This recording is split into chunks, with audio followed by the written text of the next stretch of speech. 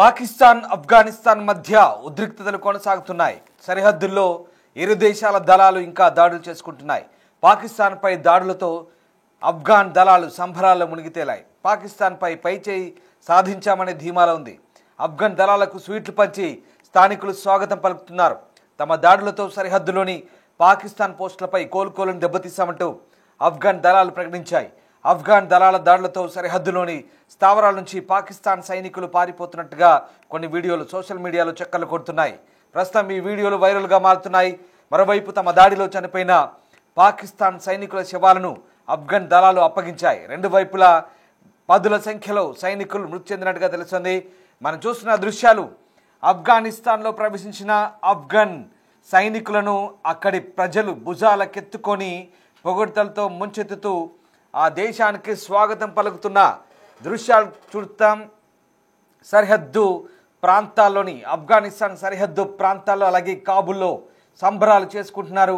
పాకిస్తాన్పై పైచేయి సాధించిన ఆఫ్ఘన్ దళాలను ఆ దేశ పౌరులు చాలామంది పొగడ్తలతో ముంచెత్తు పెద్ద ఎత్తున సెలబ్రేషన్ చేసుకుంటున్న దృశ్యాలు ఇప్పుడు సోషల్ మీడియాలో వైరల్గా మారుతున్నాయి. ముఖ్యంగా కాబూల్పై పాకిస్తాన్ చేసిన వైమానిక దాడిలో 30 మంది సాధారణ పౌరులు మృతి చెందారంటూ పాకిస్తాన్పై విరుచుకుపడింది. ఈ నేపథ్యంలోనే ఇక ఆఫ్ఘనిస్తాన్ సరిహద్దు డ్యూరాండ్ లైన్ వెంబడి భారీగా కాల్పులు చోటు చేసుకున్నాయి. పాకిస్తాన్కు చెందిన 58 మంది సైనికులను మట్టుబెట్టినట్టుగా ఆఫ్ఘనిస్తాన్ చెప్తోంది. అయితే పాకిస్తాన్ మాత్రం 200 మంది ఆఫ్ఘనిస్తాన్ సైనికులు చెప్పామంటూ పాకిస్తాన్ చెప్పుకుంటుంది. అంటే ఎవరికి వారు నిర్దిష్ట సంఖ్యను పెంచుకొని ప్రకటనలు చేస్తున్నట్టుగా కొన్ని వాదనలు వినిపిస్తున్నాయి. అయినప్పటికీ కూడా పాకిస్తాన్ వైపు నుంచి ఎక్కువగా డ్యామేజ్ జరిగినట్టు తెలుస్తుంది. పాకిస్తాన్ చెప్పినట్టు 200 మంది ఆఫ్ఘన్ సైనికులు చనిపోలేదన్న వార్తలు కూడా వినిపిస్తున్నాయి.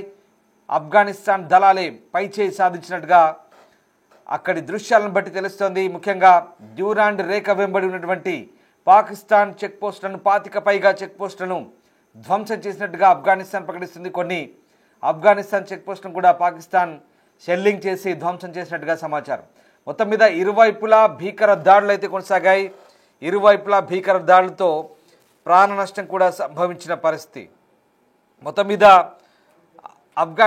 పాకిస్తాన్ దాడులతో ఒక్కసారిగా యుద్ధ వాతావరణం అయితే కొనసాగింది. గత 3 రోజులుగా కొనసాగుతున్న యుద్ధం ప్రస్తుతం ఇక తారాస్థాయికి చేరుకుంది. అయితే ఈ యుద్ధానికి సంబంధించి ప్రస్తుతం కొన్ని దృశ్యాలు సోషల్ మీడియాలో చెక్కలు కొడుతున్నాయి. ప్రస్తుతం మీరు చూస్తున్న దృశ్యాలు ఆఫ్ఘనిస్తాన్లో సంబరాలు చేసుకుంటున్న దృశ్యాలు ఒకసారి చూద్దాం.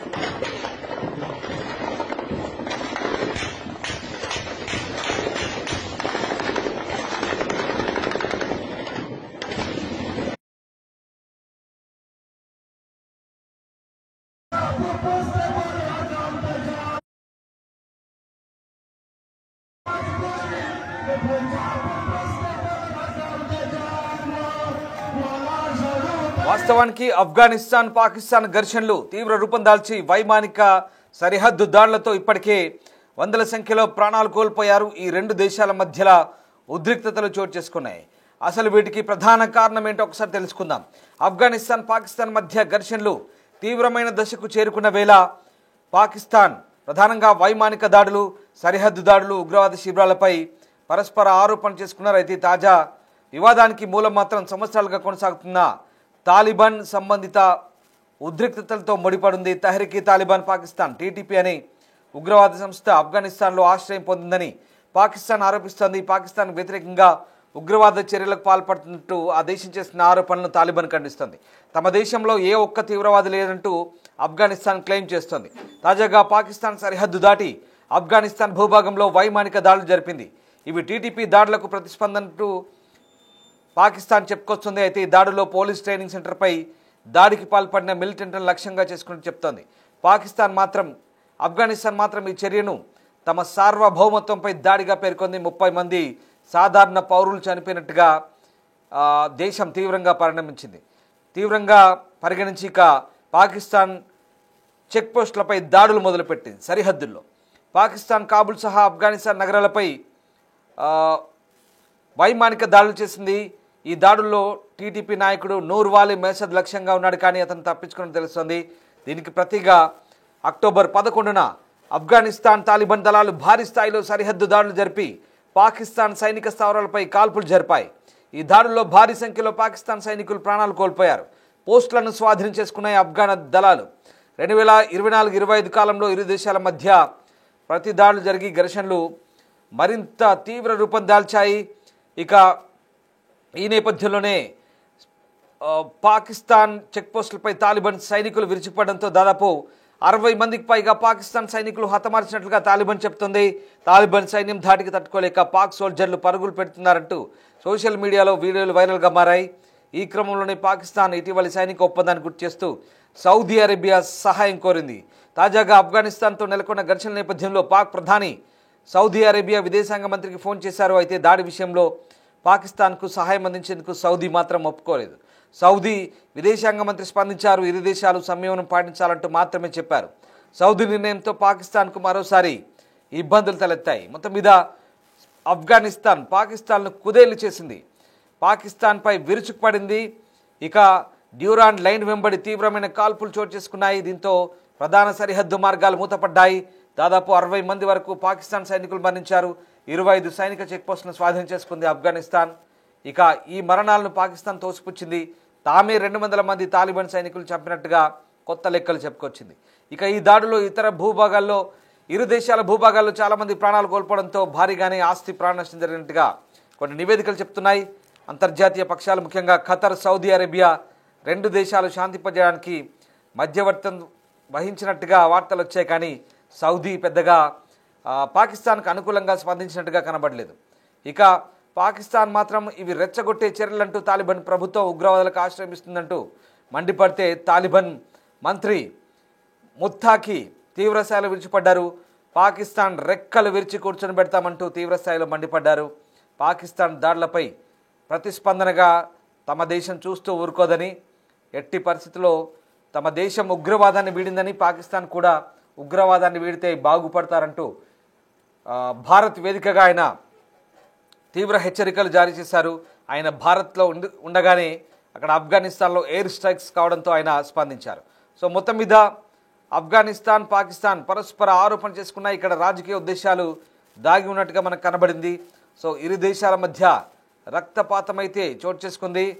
ఇక ఈ నేపథ్యంలోనే ప్రస్తుతం పాకిస్తాన్, ఆఫ్ఘనిస్తాన్ మధ్య పరిస్థితులు మరింత దిగజారాయి.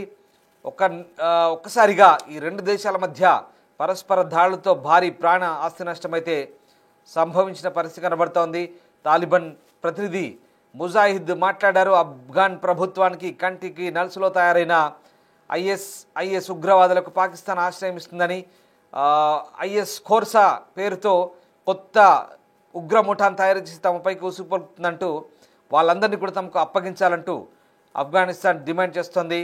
ఈ నేపథ్యంలోనే ఖైబర్ పఖ్తూన్ఖ్వా ప్రాంతాల్లో, సరిహద్దు ప్రాంతాల్లో డ్యూరాండ్ లైన్ వెంబడి ఆఫ్ఘనిస్తాన్ పాకిస్తాన్పై విరుచుకుపడింది. సో మొత్తం మీద ప్రస్తుతానికైతే ఈ దాడులు కాస్త తగ్గుముఖం పట్టినప్పటికీ కూడా ఇక ఈ 2 దేశాల మధ్య ఉద్రిక్తతలు అయితే ఇంకా కంటిన్యూ అవుతూనే ఉన్నాయి.